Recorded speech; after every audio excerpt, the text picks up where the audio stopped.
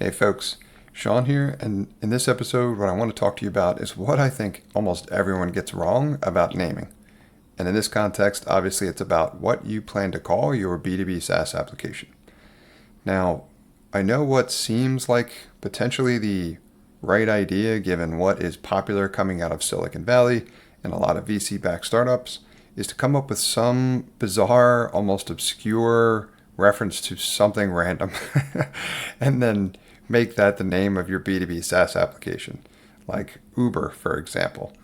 Now, the problem with that, there's many, but the biggest problem with that is if you don't have millions, if not tens or hundreds of millions of dollars to invest into marketing and branding to essentially try to educate the masses in terms of whatever Uber is or means, and you're working with a budget you might have, which might be similar to mine, where it's really don't have that luxury.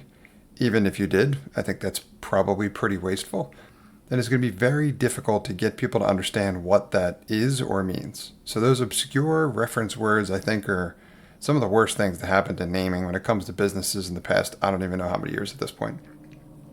Instead, my strong preference, again, because marketing is hard and getting the word out there is too, I'm a huge fan of thematic names.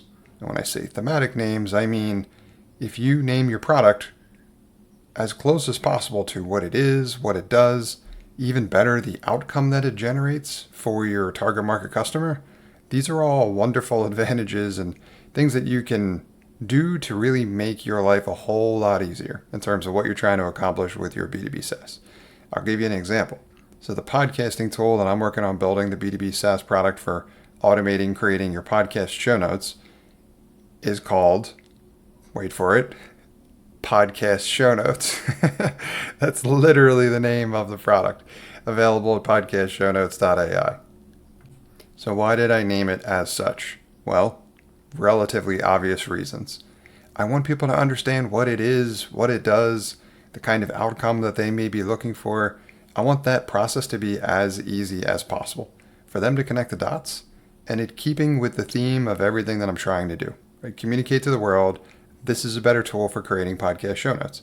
So if I name it something related to that, that's more than likely only going to make my life easier in terms of what it is that I want to do. So I want you to consider this episode and the content we're talking about now, and then evaluate either what you've chosen to name a product in the past, what you are currently thinking about naming a B2B SaaS application you'd like to build, and then decide for yourself.